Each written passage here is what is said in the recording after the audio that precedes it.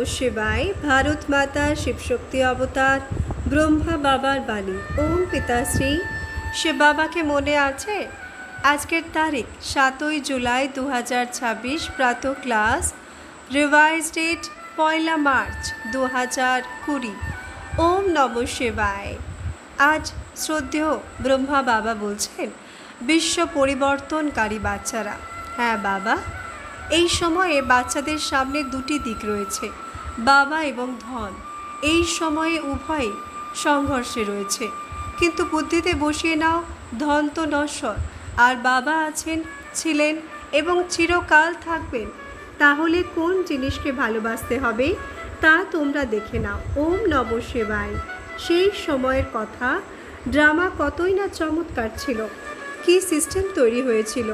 এক একটি বাচ্চা নিশ্চয় বুদ্ধি এখন তো বারবার বলে বাবা আছেন, নেই, বারবার এদিক ওদিক গোল গোল ঘুরছে। এটা দেখো, একে কি নিশ্চয় বুদ্ধির লক্ষণ বলবে?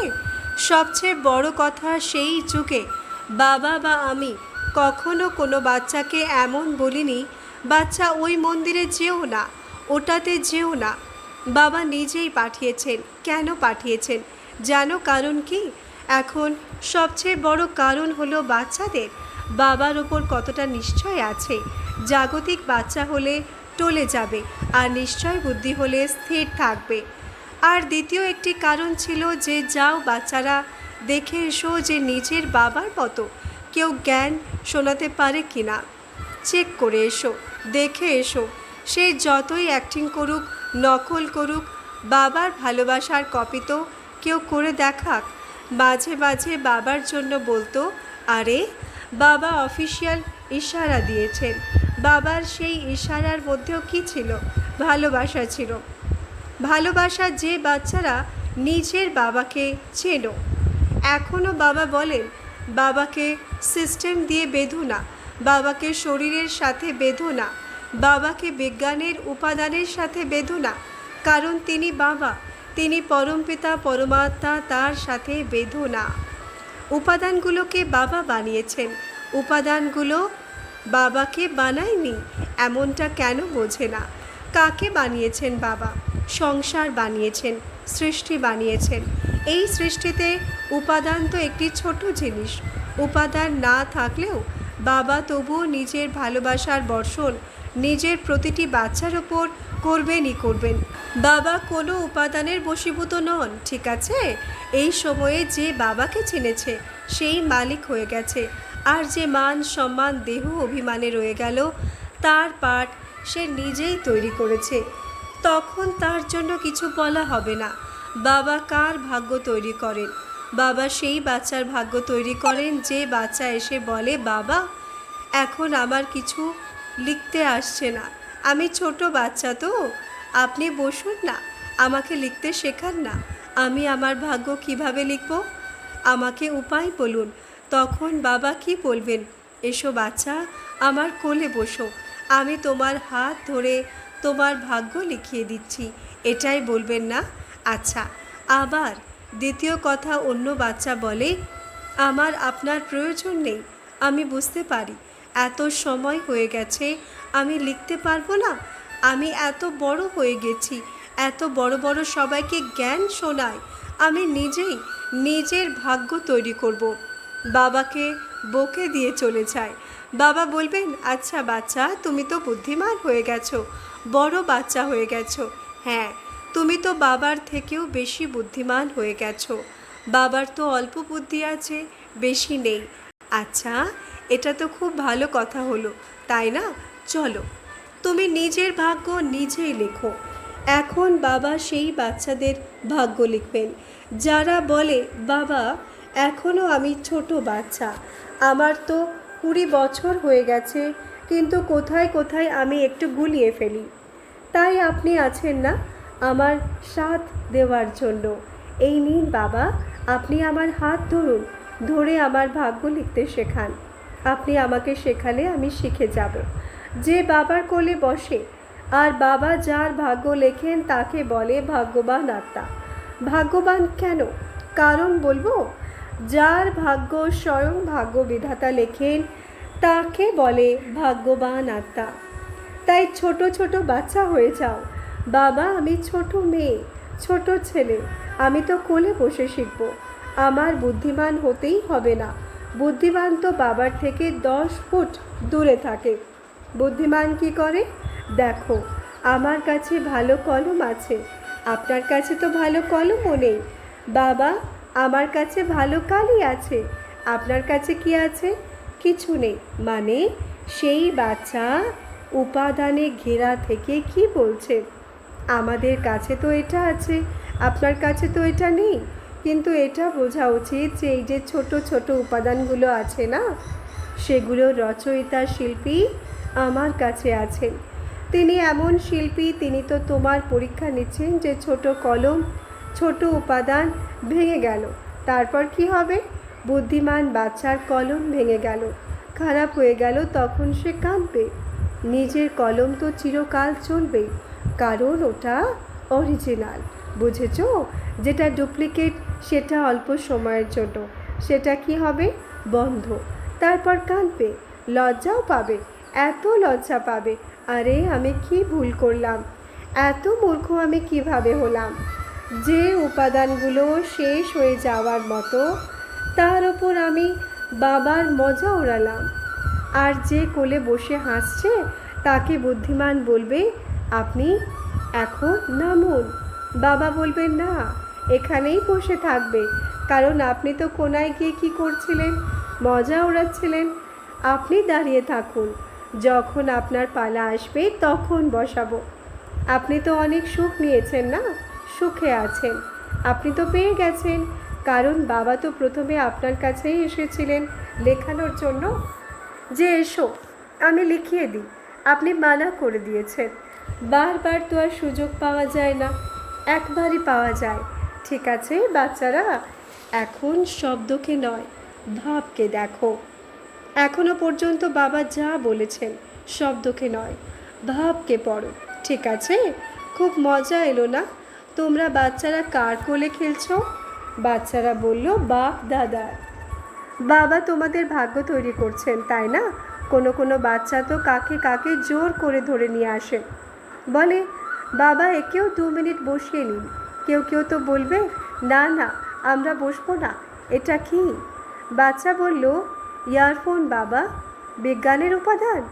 এই দেখো, এটা কি কি তৈরি হয়ে গেছে, যা খুশি বানায় ভাই। এটা দিয়ে টেলিফোন শোনে, কানে লাগায়। তার ছাড়া কিভাবে শোনে এটা? বাতাসে। আরে বাতাসে তো অনেক কিছু হচ্ছে। আচ্ছা দাঁড়াও, সিস্টেম বুঝিয়ে দিচ্ছি। তুমি বললে বাতাসে হয়, বাবার টাচিংও কিসে হয়?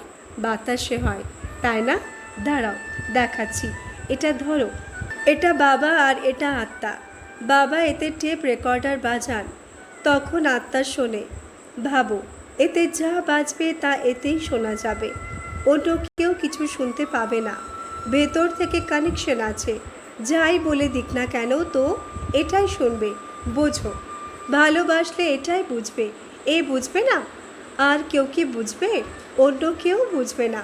কিন্তু এর মধ্যে তো কিছু নেই, কিছু নেই তো, কোনো তারও তো জোড়া নেই। বাতাসে আসছে, বুঝেছ? হ্যাঁ, নিজের বাবা আছেন, পরমাত্মা আছেন। যখন আমরা যোগ করি, পাওয়ার নিই, তখন কোথা থেকে আসে? দেখা তো যায় না। তাহলে প্রমাণ করো। এখন এতে তো শোনা যায়। আর এখন আমরা কিভাবে বিশ্বাস করব? কিভাবে বিশ্বাস করব যে কানেকশন এর সাথেই জোড়া আছে? আরও তো রাখা আছে, এগুলো রাখা আছে, সেগুলোর সাথে কেন জোড়া নেই? কারণ এতে কোড ওয়ার্ড থাকে, বুঝেছ?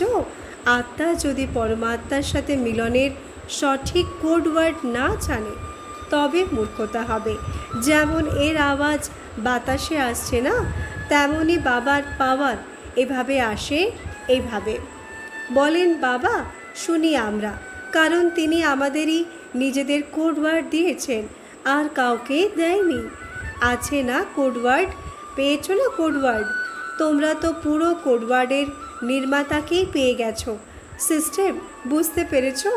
এই দেখো, এইভাবেই নিজের বাবা আছেন বাতাসের মতো, আসেন আর চলে যান। কেউ বলে, কি হয়েছিল? এটা কি ছিল? বাবা ছিলেন? এমন কিভাবে হতে পারে? হতে পারে, তুমি বুঝতে পারোনি। এ তো বোঝার সময় এসেছে।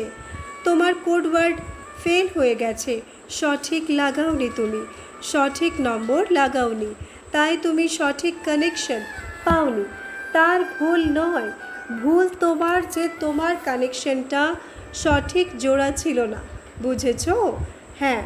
আর বলবো, দেখো, সব বাচ্চাদের বলো আমি সবাইকে অনেক ভালোবাসা দিয়েছি, আর আমাদের প্রিয় মিষ্টি বাবাও ভালোবাসার একটি এত বড় ঝুড়ি দিয়েছেন। যেমন যেমন আওয়াজ শুনবে ঝুড়ি এভাবে আসতে থাকবে, তাতে অনেক ভালোবাসা রাখা আছে, লুকিয়ে নিও, ঠিক আছে? ভালোবাসার বড় একটি ঝুড়ি পাঠিয়েছেন। এমন হয় না, যেমন ঝুড়ি নিয়ে বাগানে যায়, তারপর ফুল তুলে তুলে ঝুড়িতে রাখে, কত সুন্দর লাগে। আমিও অনেকবার এমন করেছি। হ্যাঁ, এইভাবে ফুল এভাবে নিয়ে আসতাম, তখন কত সুখ পাওয়া যেত। এভাবে ফুল তুলতাম, তারপর কি হতো? ভক্তিতে আমি আগে জিজ্ঞেস করতাম, নেব? অনুমতি আছে? তারা বলতো হ্যাঁ, নিয়ে নিন। আপনি তো পুজো করবেন না?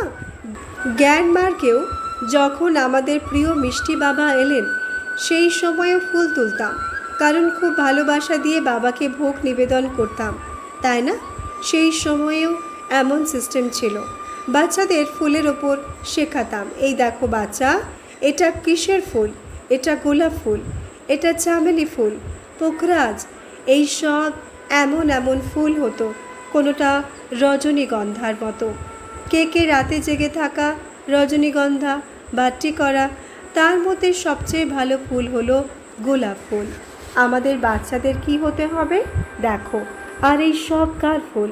রং যদিও আলাদা আলাদা, কিন্তু সুগন্ধ তো একই রকম, তাই না? আচ্ছা বাচ্চারা, ওদিকেও বাচ্চাদের কাছে যেতে হবে। ওদিকেও বাচ্চারা বসে আছে।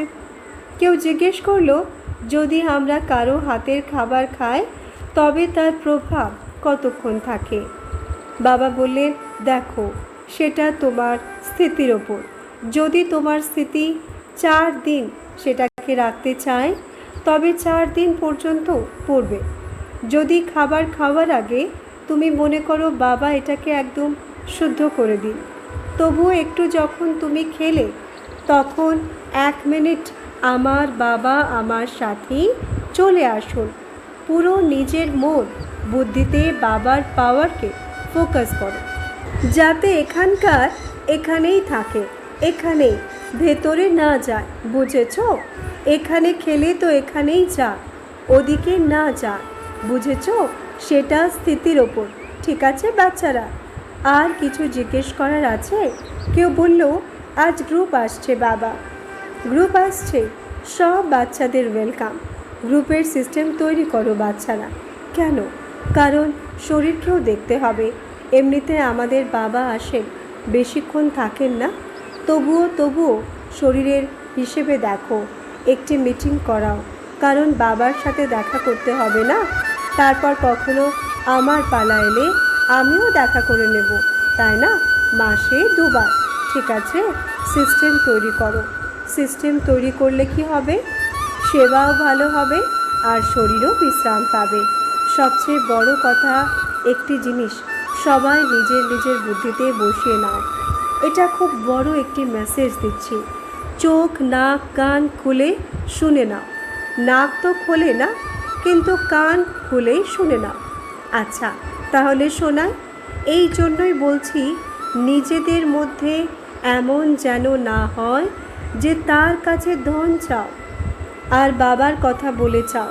বিশেষ করে ধনের জন্য বলছি। হ্যাঁ, যদি মনে করো তোমরা এখানে কিছু বানিয়ে দিলে, এটা যদি হয়, তবে আর সেই বাচ্চার প্রয়োজন নেই।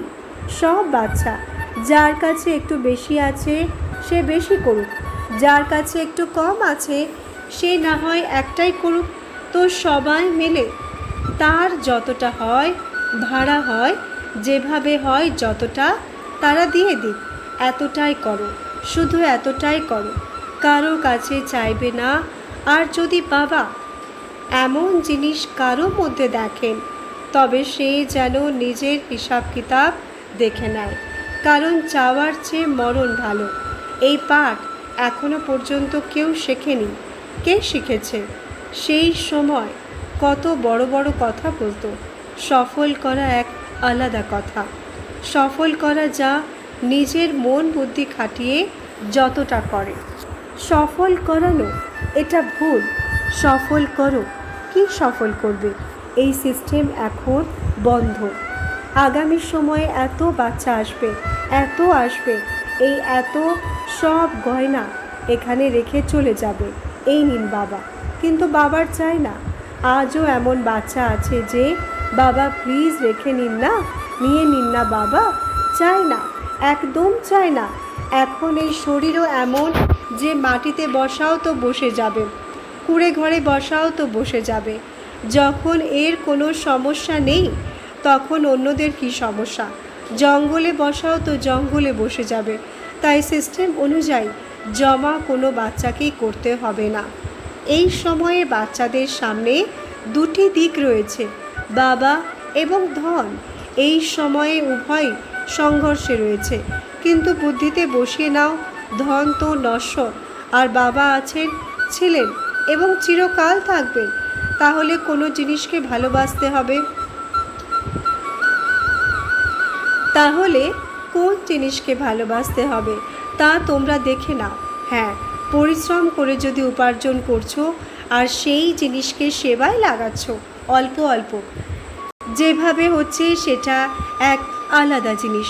বুঝেছ তো? আজ এমন সব বাচ্চারা দেখা করতে এসেছে। নিজেরা অল্প অল্প সিস্টেম তৈরি করে ওদিকেরটা করে দাও, ঠিক আছে? আচ্ছা, সবাইকে ইয়াদ প্যার। আমরা রুহানি বাচ্চাদের, রুহানি মাত পিতা বাপ দাদাকে ইয়াদ প্যার, শুভ প্রভাত, নমস্তে নমস্তে নমস্তে। ধন্যবাদ বাবা, ধন্যবাদ। আজকের সদ্গুরু বাবার বরদান, বিঘ্ন বিনাশক ভব। ব্যাখ্যা: সর্বদা বাবা এবং সেবায় মগ্ন থাকো তো।